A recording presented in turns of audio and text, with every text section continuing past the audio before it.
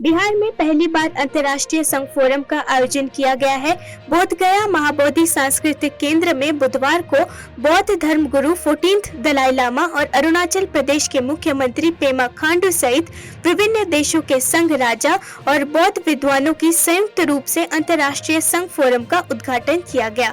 इसमें 33 देशों के बौद्ध धर्म गुरु विभिन्न वादों के विद्वान शामिल हुए। इस कार्यक्रम में Bharat, Thailand, Myanmar, Bangladesh, Cambodia, Laos, Sri Lanka, Tibet, Bhutan, Nepal, Vietnam, Taiwan, Russia, Malaysia, Japan और कोरिया सहित 33 देशों के 2500 से अधिक बौद्ध विद्वान शामिल हुए। समापन कार्यक्रम से पहले दलाई लामा सुबह को महाबोधि मंदिर के गर्भगृह में विशेष पूजा अर्चना करेंगे। इसके बाद 3 दिनों तक चलने वाले वो इस कार्यक्रम का समापन करेंगे। कार्यक्रम तो जो है ये बहुत ही महत्वपूर्ण है। इस वक्त चारों तरफ दुनिया में जिस तरीके का एनवायरमेंटल और climate change related destruction, damage वगैरह जो हो रहा है, उसके चलते हुए धम्मा के जो टीचिंग्स हैं, जो प्रचार गौतम बुद्ध ने किया था 2500 साल पहले, उसमें कई चीज़ें इतनी विस्तार से उन्होंने बताया हुआ है जो कि आज के दिन लागू हो सकता है in terms of controlling climate change related disasters, environmental disasters. उन्होंने बल्कि उस वक्त कहा था कि नेचर जो है वो आपको इस तरीके से आपके साथ व्यवहार करेगा जैसे आप नेचर के साथ करोगे। तो उसको ध्यान में रखते हुए यहाँ पे जो गैदरिंग है, इसमें सबसे ज़रूरी बात यह है कि लोग जो आए हुए हैं देश विदेश से, सांगा के हेड जो धम्मा प्रैक्टिशनर्स हैं, ये आपस में मिल के चर्चा करेंगे इस विषय के बारे में कि किस तरीके का एक मैसेज हम बोध। मध्य प्रदेश के मुख्यमंत्री मोहन यादव ने भोपाल के जवाहरलाल नेहरू कैंसर हॉस्पिटल में मुख्यमंत्री आश्रय गृह का औचक निरीक्षण किया और कंबल वितरित किए। दरअसल सीएम मोहन यादव अचानक भोपाल स्थित जवाहरलाल नेहरू कैंसर हॉस्पिटल पहुंच गए और हालात का जायजा लिया। इस दौरान उन्होंने कंबल बांटे और व्यवस्थाओं का निरीक्षण किया। इससे पहले सीएम मोहन यादव ने सोमवार देर रात हमीदिया हॉस्पिटल का औचक निरीक्षण किया था। उन्होंने मरीजों को दवाइयाँ और बेहतर सुविधाएं मुहैया कराने का निर्देश दिया था। सीएम यादव ने हॉस्पिटल में इलाज करा रहे मरीजों और उनके परिजनों से मुलाकात की थी। इस दौरान उन्होंने हॉस्पिटल की ओर से मरीजों को उपलब्ध कराई जा रही सुविधाओं और दवाइयों के बारे में जानकारी ली। हम सब जानते हैं कि रैन बसेरा में कोई अगर रहता है, घर छोड़ के अगर रहता है, तो उसकी कष्ट क्या हो सकते हैं सब समझ सकते हैं। और ऐसे में अगर जब सर्दी का समय है तो और ज़्यादा उसकी चिंता होती है। ठंड बढ़ रही है और ऐसे में रैन बसेरे में मरीज और मरीज़ के परिजन अलग अलग प्रकार से अलग अलग जगह से आकर इलाज करा रहे हैं। और भोपाल का कैंसर हॉस्पिटल तो बड़ा प्रसिद्ध है, ऐसे में इनकी बीमारी का इलाज भी होता है। स्वाभाविक रूप से सरकार का मुखिया होने के नाते से हम सबकी जवाबदारी है। मैं तो उसी भाव से आज यहाँ आया था और हर एक की बात पूछना, समझना, देखना। तो बता रहा है कि हमारी कोई परिवार से भर्ती है, कोई रेल के आरक्षण की दिक्कत आती है, कभी रुकने की दिक्कत आती है, कभी भोजन की दिक्कत आती है। स्वाभाविक रूप से प्रशासन के लोग साथ में है तो जो शासन की योजना है उनका लाभ नीचे तक पहुँचे और ये जो बीच की कड़ी है इसमें हम कितनी क्या मदद कर सकते हैं। मैं उम्मीद करता हूँ कि इस प्रकार से हम जब अपना मूवमेंट करते हैं, जब लगातार आते जाते हैं, तो उसका एक निश्चित रूप से प्रशासन पे भी असर आता है, जनता पे भी विश्वास बनता है। वो जनता सबसे बड़े विश्वास के सहारे से सारे कष्ट को पार हो सकती है। मुख्यमंत्री योगी आदित्यनाथ ने गोरखपुर प्रवास के दौरान गोरखनाथ मंदिर में आयोजित जनता दर्शन में लोगों से मुलाकात कर उनकी समस्याएं सुनी।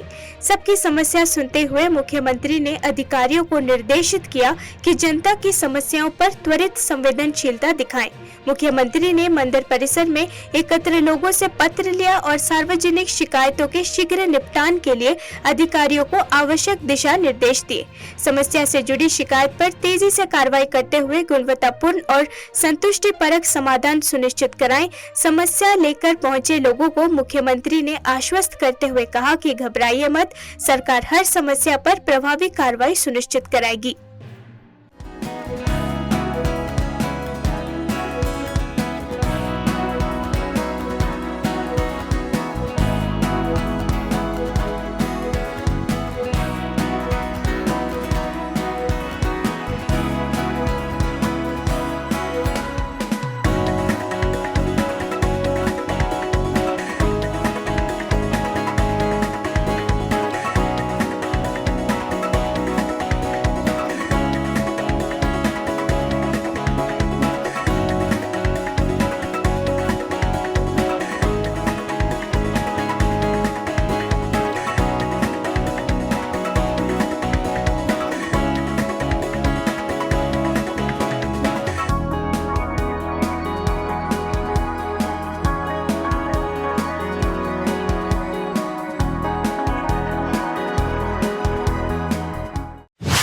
गुजरात के मुख्यमंत्री भूपेंद्र पटेल ने अहमदाबाद में 29वें Indian plumbing conference and exhibition में भाग लिया।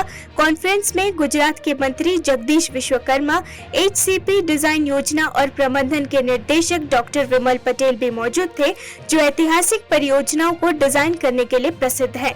सेंट्रल विस्टा सम्मेलन शून्य जल अपशिष्ट, कम प्रभाव वाले सैनिटरी वेयर और फिटिंग की स्थापना, वर्ष जल संचयन और एक गोलाकार जल लूप स्थापित करने के लिए उपयोग किए गए सभी पानी के पुनर्ग्रहण पर अधिक शिक्षा और जागरूकता के अनुरोध के साथ शुरू हुआ।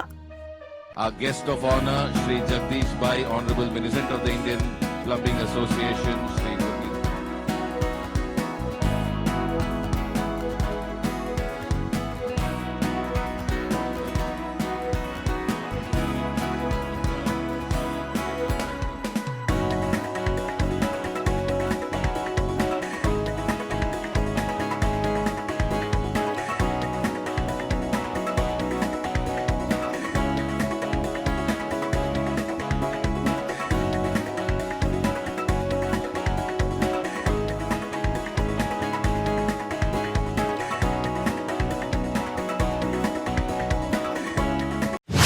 द्विपक्षीय आर्थिक साझेदारी को मजबूत करने के तरीकों पर चर्चा करने के लिए नेपाल के बेरंगज में भारत के महावाणिज्य दूतावास बेरंगज, नेपाल और Birgunj chamber of commerce and industries के साथ मिलकर एक दिवसीय India Nepal economic partnership summit 2023 का आयोजन किया। शिखर सम्मेलन को संबोधित करते हुए बेरंगज में भारत के महावाणिज्य दूत देवी सहाय मीना ने कहा, भारत नेपाल का सबसे बड़ा व्यापारिक भागीदार और विदेशी निवेश का सबसे बड़ा स्रोत है।